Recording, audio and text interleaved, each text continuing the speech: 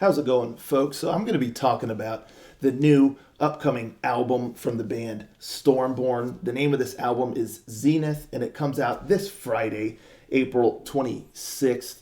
But y'all know it by now. Before I get into the nitty gritty, let's check out the cover. So, boom, there it is. Take a look at that bad boy. Now, that is a cover. That is a cover. You know, a lot of times you folks ask me, like, oh, in your album thought videos and all that, you always talk about the cover of the album. So what album covers do you really like and all that good stuff? What makes a really good album cover to you? This right here. I mean, I love this cover. It's so sick. I mean, it really has this kind of 80s sci-fi cosmic horror kind of vibe. You got this like landscape that's got this like ravine in the middle, and it's all kind of barren and rocky and desolate. But then up in the sky, it's almost as if the universe or galaxy or what have you is parting, and there's this cosmic being standing there or floating. I really don't know what it's doing, but it's up there. There's this light, in the center, and all this like darkness is kind of parting around this person, this entity, but it still looks dark, with the reds, the yellow, the kind of orangey color, and everything's dark around it. You can see kind of like a planet on one side, and these skulls kind of in the smoke or in the clouds like down below, and it just looks really ominous and dark. And I just love the colors used in this cover, like the blues, the different shades of blue, and like the red and yellow, and it almost has like a neon sort of look, and that's why it really gives me 80s vibes.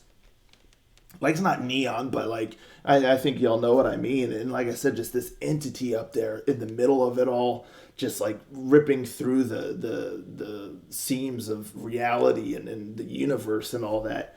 It just looks tight. I mean, it just looks so sick. And the way the Stormborn up there and then Zenith down below. I just love this cover. I just absolutely love it. This should be like a painting. It just looks so tight and dark and sci-fi. And I'm a massive fan of horror movies in general, but my favorite subgenre of horror is cosmic horror. I just love it. And this really gives me those vibes. It just looks so tight. So tight. So absolutely A+++ on the design of this cover. I just adore it. If I saw this, it would instantly catch my eye. If I was like at the record shop or looking through CDs, I'd be like, whoa, look at this. But, the second half of my look at the album covers, does it properly convey the style of the music, within? Like, if you see this cover and you love it, what genre would you think it is? And if you got home and threw it in the CD player or the record player or what have you, would you be surprised? That's one thing about it, is I do think it really gives off some sort of a death metal vibe, maybe melodic death metal or something like that. But it also works for like the heavy metal. Like, this is definitely a heavy metal, power metal album through and through, and the cover works. But if I'm honest, if I just saw this cover at a record shop, I would definitely think it's more in the melodic death metal vein. But when I got home and put it in the CD or record player, I wouldn't be disappointed, because it's still heavy and it's aggressive, and it's got power metal vibes and all that, so it still works. But some folks may get the wrong idea or be disappointed, that it's not like what they think it might be. But, it still works. So, it's kind of interesting on that side. But as far as the design of the cover, love it. But enough about the cover. Let's talk about the album itself now. This bad boy has got 9 songs on there, comes in at about 39 minutes. So it's relatively brief. It's definitely right to the point. It's a solid length for this style. I think it works. And, it definitely begs to be listened to again. But even with the 9 tracks and the 39-minute length, it's got 2 instrumental tracks on here that are both under 2 minutes. So, there's a lot of content within the full songs on here, even though it's relatively brief of an album, and has a couple instrumental tracks on here as well. Another thing that's interesting about the album and its length is all of the songs are very, very varying in length. It's not like, oh, you have a bunch of 4 to 5 minute songs on here. No, I mean, you got a 4 minute on here, you got a 3 minute on here, you got a almost 9 minute on here. Then you have a 6 minute, a 5.5 minute, one that's like 3.5 minutes. So very, very different, varying lengths of tracks on here. So it's kind of unique in that regard. I feel like you don't see that too often. Usually there's some kind of uniformity there, but not so much here. And another thing I will say is the structure of this album is very interesting as well. It's just an interesting album in general. But, this is the sort of album where it definitely, in my opinion, needs to be listened to more than once. Because when I listened to it on my first go, I wasn't sure how I felt about it. I was kind of thrown off a bit, especially in the first half of the album. But then before I knew it, like, the album was kind of over, and I was like, what did I think of this? I don't know. But on the second and third listen, I really got the hang of the approach, the structure of the album, and it kind of sank in a lot better, and I thoroughly enjoyed it. So spoiler alert, yes, I thoroughly enjoyed this album, but it took the second and third listen for me to really get comfortable with how it's laid out. For example, it starts out with an instrumental track, which is really tight, by the way. It's very kind of atmospheric and stuff. You get some gnarly guitar work kind of in the latter half of the instrumental track. Really cool way to introduce the album. But then you get the second track, Land of the Servant King, about 4 minutes long. Then you get track 3, Fear of a Monster, just under 3 minutes. And then you get another instrumental. And it's just a very interesting approach. And it almost, on the first listen, it felt a bit jumbled. Like, the structure was just very peculiar, because then after that fourth track, which is an instrumental, there's no more instrumentals. It's just kind of the rest of the album plays out with full tracks and all that good stuff. So everything really kind of threw me for a loop, but I got the hang of it after a second and third listen, and it kind of works. But in my opinion, I still would have taken possibly that second instrumental track and put it a track or two later. I think it would have helped the album structure feel a little bit less jumbled, a little bit less kind of choppy, if you will, and given more time in between the opening instrumental, you get some tracks, and then kind of break that up a little bit better with another instrumental, and then the last couple songs or something, as opposed to having the second instrumental so soon after the beginning, and just the brief 4 minute and under 3 minute song, another instrumental. I really think it would have benefited to have that a couple tracks later. But still, it still works, and it's a very interesting approach, very interesting structure. But it definitely needs to be listened to more than once, in my opinion, because you don't get the full scope, or the full, you don't get fully engaged with the album, in my opinion, just off the first listen, which is kind of cool. It's kind of cool how it did that, but I worry that some folks might be a one and done, where you really need to listen to this album more than once to fully appreciate it and fully get it. But aside from that, on the sound side, the production sounds great. Everything sounds really, really nice. It's definitely melodic, heavy, power metal through and through, with a big emphasis on guitars. I mean, the guitar work on here is just killer guitar work. Excellent riffs, excellent melodies with the guitar, great solos.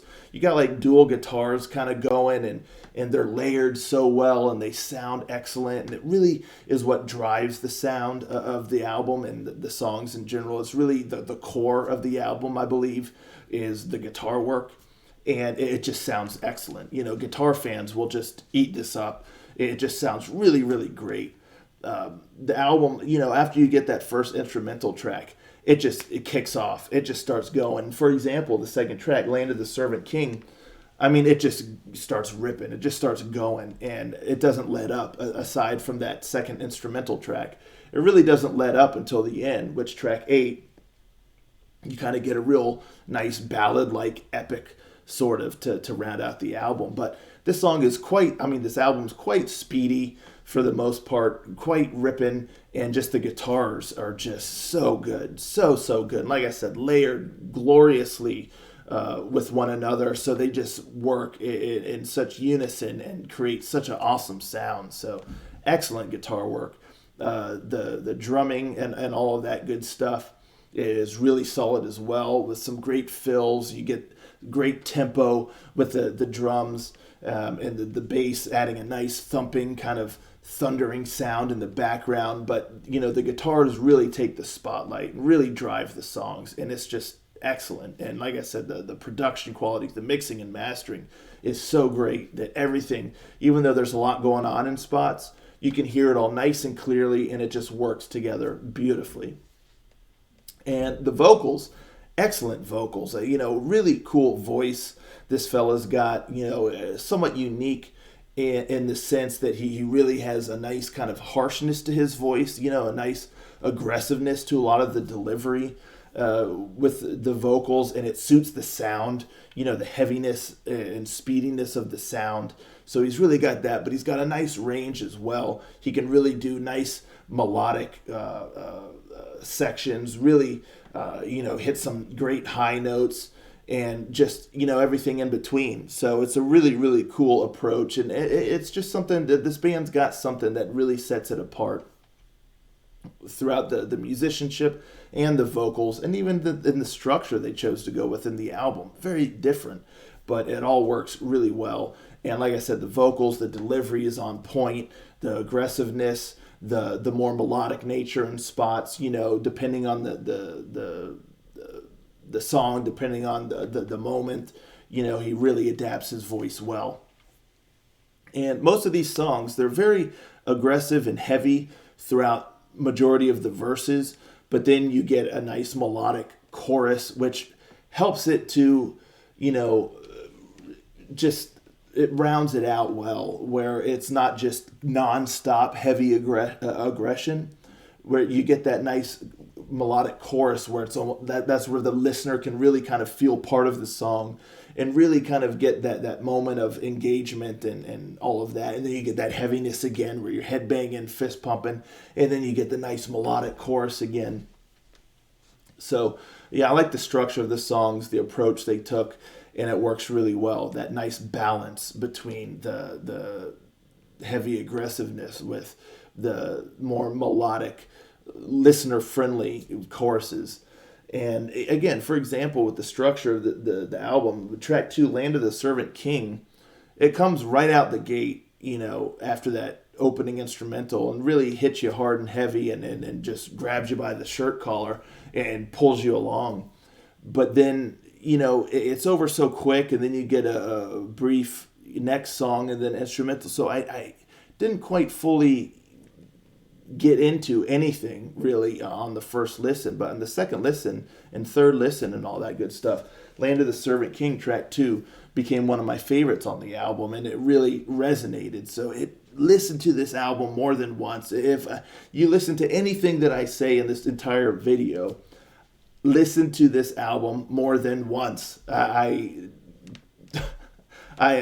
cannot overstate how much that's what I want you to take away from this album thoughts video. But at the end of the day, track 6, Out in the Weird, is still the highlight for me. It's still the pinnacle of the album. I just adore that song. But there's a lot of other good songs on here. There's not a single bad song on here. They're all solid or above, in my opinion. And but Out in the Weird is still top.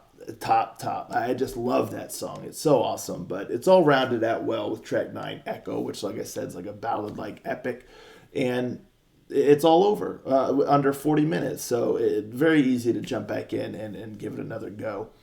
But like I always tell you folks, if there's one song that I can recommend you listen to, if you're like, hey, what's one song I should check out to decide if I want to hear the whole album or not, honestly, I would go with the single Serpentine. I really think out of all the songs, it really gives a nice idea of what the whole album is about. It really contains all of the elements that you'll find throughout the whole album. And so I feel like if you don't like Serpentine, it's hard to say if you would like the rest of the album, but I think there's nothing to not like about Serpentine. And, if you do like it, then you'll really like the album. But I think it gives you a good idea of what you can expect on the album. So check out Serpentine. It's already released as a single.